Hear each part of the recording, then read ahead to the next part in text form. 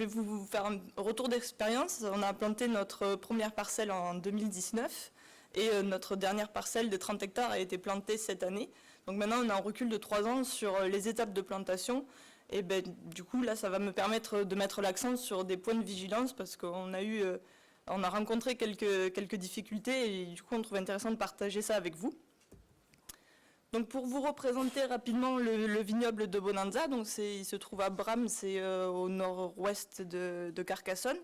Donc il y a 32 hectares de vignes, 10 hectares ont été plantés en 2019, c'est du Cabernet Sauvignon, 10 hectares de Chardonnay en 2020. Et cette année, donc, on a planté les 3 derniers cépages, il y a du Merlot et 2 cépages résistants, donc Artaban et Sauvigné Gris. Donc ces cépages, ils ont évidemment été choisis en fonction des attentes des charges VIE. Et l'objectif de ce vignoble, c'est bien d'être un vignoble vitrine. Donc toutes les pratiques culturelles qui sont mises en place vont pouvoir être reproductibles. Et l'intérêt, c'est qu'on va tracer à la fois les résultats économiques et l'intérêt technique de tout ce qui est mis en place pour pouvoir diffuser les informations intéressantes qu'on leur retire. Donc sur la plantation, le premier choix qu'on a eu à faire, c'est identifier les parcelles sur lesquelles on allait installer ce vignoble. Donc on est parti de notre connaissance de la ferme expérimentale, donc il y a une ferme expérimentale Artéris.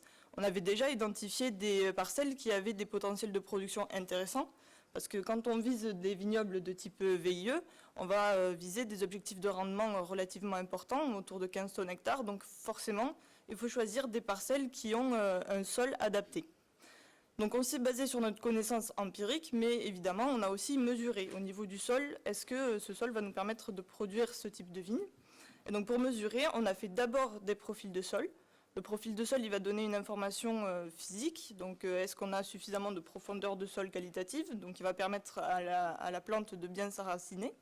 Ensuite, est-ce que notre sol il est vraiment homogène, et surtout ça donne des informations sur la structure. Et ça, la structure, c'est quelque chose qu'on va devoir corriger en amont avant la plantation, parce qu'une fois qu'une vigne est en place, c'est difficile de faire des gros travaux de travail du sol.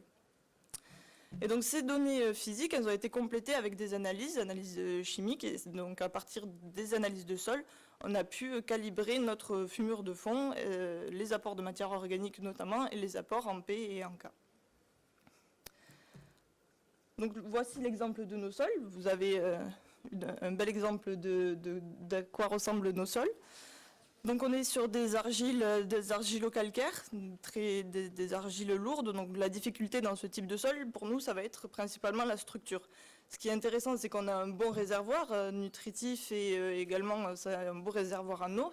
Ça a des réserves utiles relativement importantes. Par contre, il faut qu'on veille à maintenir la structure et pour ça, il faut qu'on veille à maintenir un bon niveau de matière organique qui va jouer sur la structure et qu'on mette en place un travail du sol adapté. Et là, ce qu'on peut voir aussi, c'est qu'il y a des parcelles qui présentaient des soucis d'hydromorphie. On le voit sur la source où il y a des remontées d'eau. Donc ça veut dire qu'en amont de la plantation, on va devoir mettre en place des travaux de drainage. C'est pour ça qu'il faut vraiment anticiper la plantation. Ça, c'est un travail qui a été fait 2 ans avant pour pouvoir mettre en place tous les travaux nécessaires ensuite à une bonne implantation.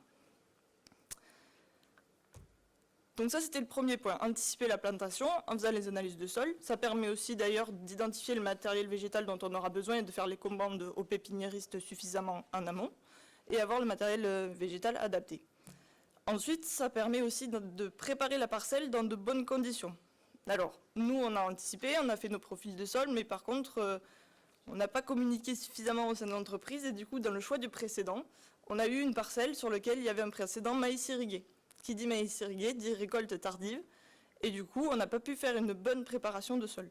Dans l'idéal, il faut vraiment que la parcelle soit récoltée, le précédent soit récolté mi-juillet au plus tard pour profiter des conditions de sol bien essuyées pour mettre en place un travail du sol en profondeur et pas risquer des lissages et ne plus pouvoir entrer dans la parcelle pour faire le travail du sol avant l'implantation.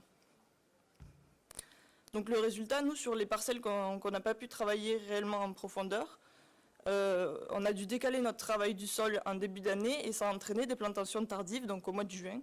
Et notre plantation qu'on a dû faire au mois de juin, forcément, il y a eu 25% de manquants.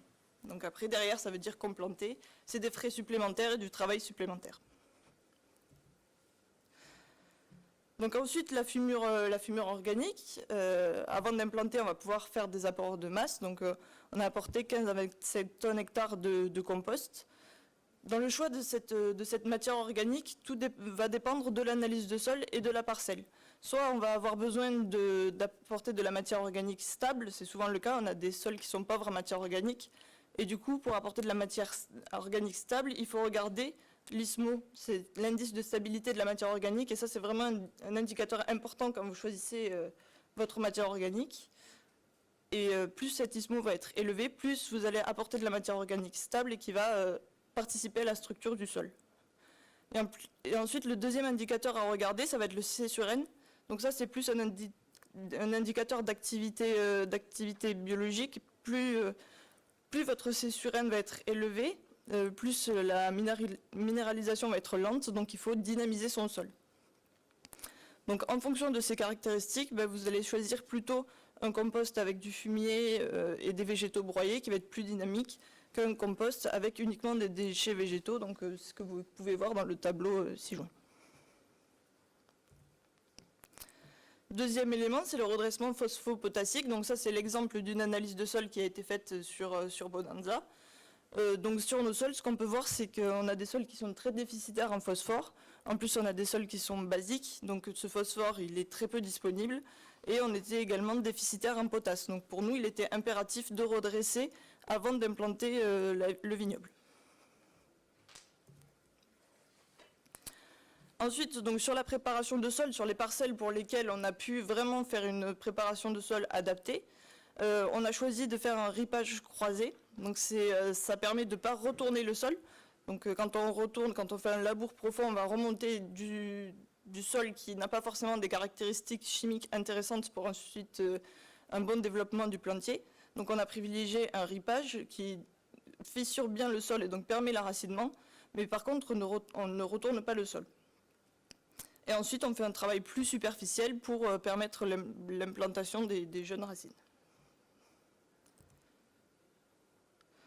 Donc l'implantation, sur le choix de la méthode d'implantation, il y a plusieurs possibilités. Soit on va faire une implantation manuelle, soit on va faire une implantation à la machine. Nous, on a des sols lourds, donc on a choisi de faire une implantation manuelle, parce qu'avec la machine, on avait peur vraiment de créer un chignon et qu'il y ait des lissages qui se fassent.